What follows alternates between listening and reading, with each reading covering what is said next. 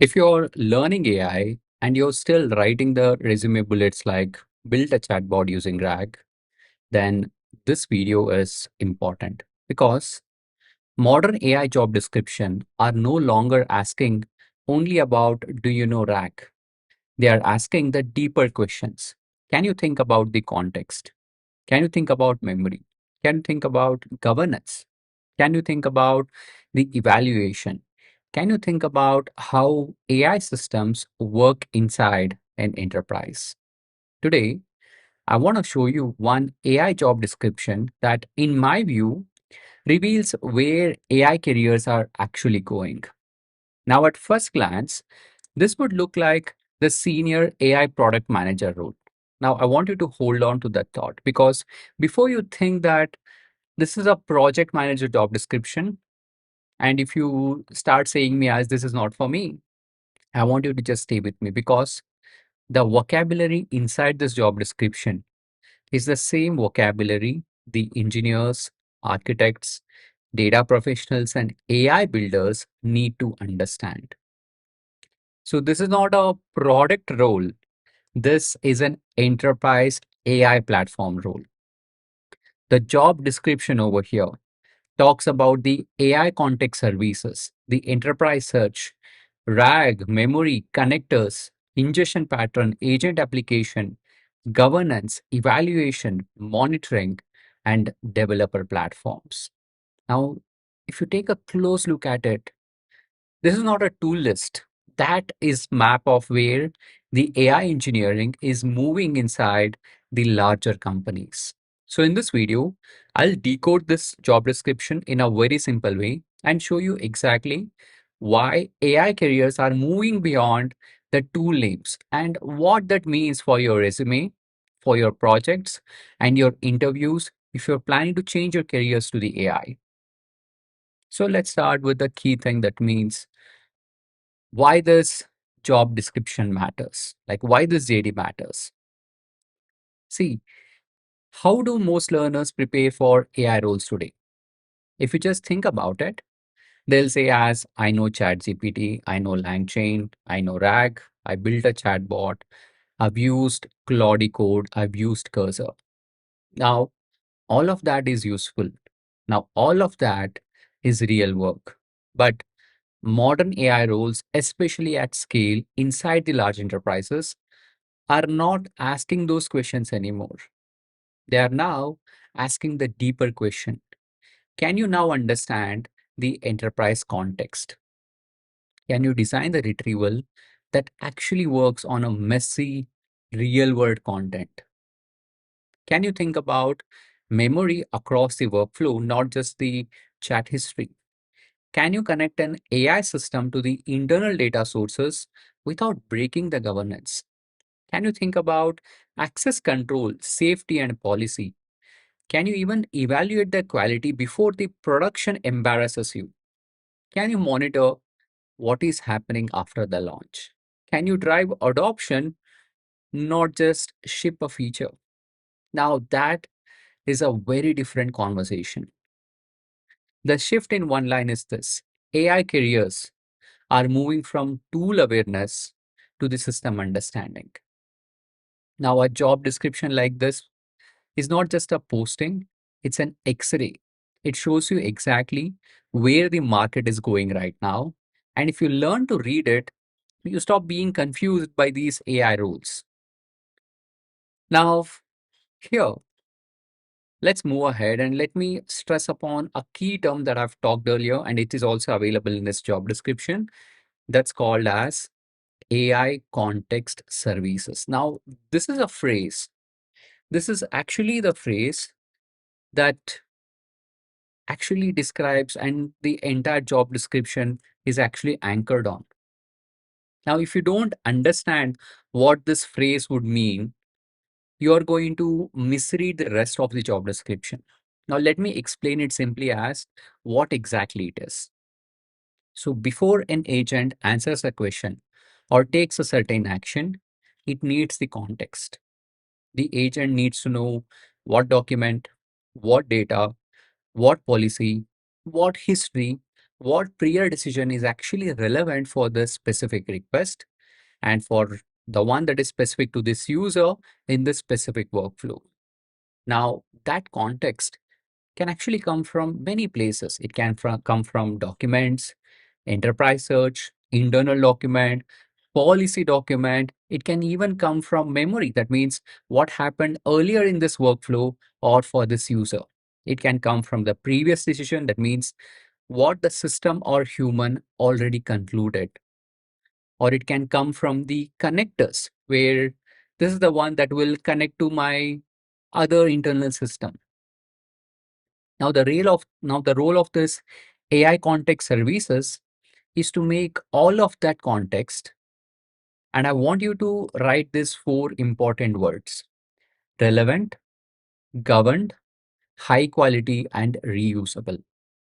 Now, when I say relevant, it's basically about the agents don't drown in the noise. Governed means the agents don't see what they should not see. High quality means the bad inputs does not provide the confidently wrong output. Reusable means the context infrastructure is actually built once and used by many agents and workflows.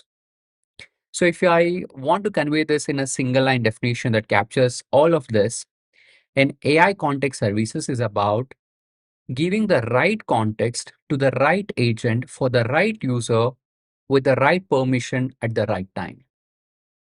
That's what we call it as the AI context services. And I want you to read that twice because this is the whole job description in a single sentence.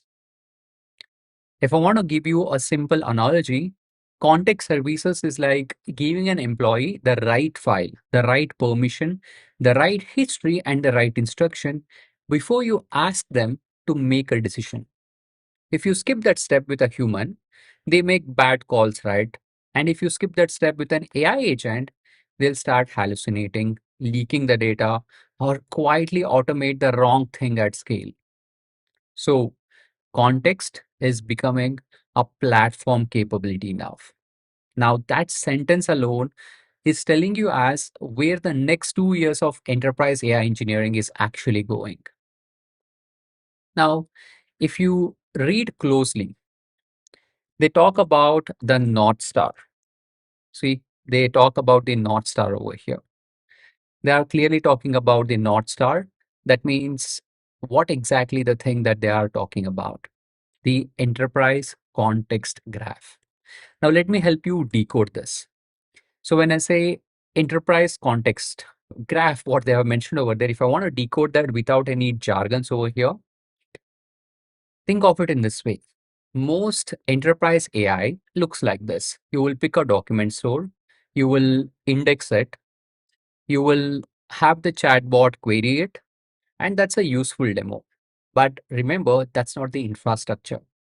Now, when I say enterprise context graph, it's a shared, governed context layer that connects four key things. One, the knowledge. What knowledge exists inside the company? Number two, ownership. Which systems own that knowledge? Number three, relationships. That means what relationships connect that knowledge to the people, products, customers, and the workflow. And number four, decision traces. That is, what decisions have been traced through that knowledge already. So the AI agent does not just search documents, it navigates a connected map. Now, if I want to give you a quick analogy, think of it in this way. A document store is like a folder. An enterprise context graph is a company map. The folder will tell you what files exist. The map will tell you how those things connect. Who owns what? Who can access what decisions led here and what is related. Now, here's something that I want you to remember right now. The future of enterprise AI is not just about more chatbots, it is better context infrastructure. And when you read this job description with this lens, every other line, that is retrieval, ingestion, governance, they also talk about evals, monitoring. All of this would make sense as part of one project not as a tool list. And here, they also talk about key skills in this job description. So let me take you to those key skills that I have described and what exactly it is, how you can translate it. So when you read a job description like this, do not just underline the keywords. I want you to translate each one into a skill which you can learn, a project which you can build, and a story that you can tell in an interview.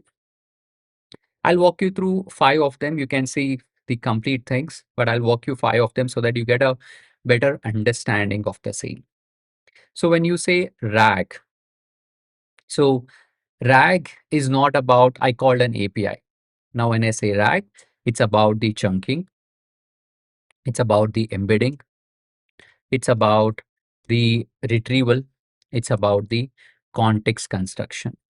So, how you decide what to retrieve, how to rank it, and how to assemble it into the prompt. And when you look into something called as memory, it's basically this is about the continuity. So it's not just a chat history. Memory is your user state, workflow state, session continuity, remembering the right thing across the time and context. And you'll see something called as connectors. Connectors are not the API wrapper. They are basically the integration patterns with the enterprise system. APIs, identity, permission, sync, freshness. So connectors are how the AI reaches the enterprise system. Then we have the governance. So governance is the access control, safety, permission, audit trial. It decides what the AI is allowed to see and do. And this one shows up in every enterprise AI job description right now. And there's one more which is important, the evaluation and monitoring. Now, evals will tell you whether your system is working before production, and monitoring is going to tell you what is happening after the launch. Usage, failures, latency, drift. They are two different jobs, and both are actually required. Now, the rest of the table that you can see right here, we have the enterprise search, ingestion, so like adoption. These are all the straightforward, and you can read it on the slide over here itself. So I want you to remember this. Every keyword in the job description must become a skill, a project, and an interview story. Now, that single habit is the difference between the AI confusion and AI clarity. Now that you have understood about it, let me let's talk about your resume and your interview answers for it, because translation does not end at identification of the skill. It has to land in the words that you can actually use. Let me show you what I mean. A typical resume bullet I see from learners would look like this. Like it says as built a chatbot using RAG. Now, if you read that out, that's just a demo description. It's not a project description. A senior engineer reading that bullet thinks that, okay, you can run a notebook. Now, if you look at the same project, which is repositioned, it sounds in this way. Designed a RAG-based enterprise knowledge workflow with document ingestion, retrieval, context construction, and evaluation checks to improve the grounded responses across the internal knowledge sources. So if you take a look at it, it's the same project, but a different language. The second version names the system, not the tool. Ingestion, retrieval, context construction, evaluation. Now that's the vocabulary that the job description is actually scanning for. And it tells the reader that you can think about an end-to-end system, not just a model call. And the same thing happens in interview as well. So even in the interview, it works in the same way. Don't just say as I've used agent.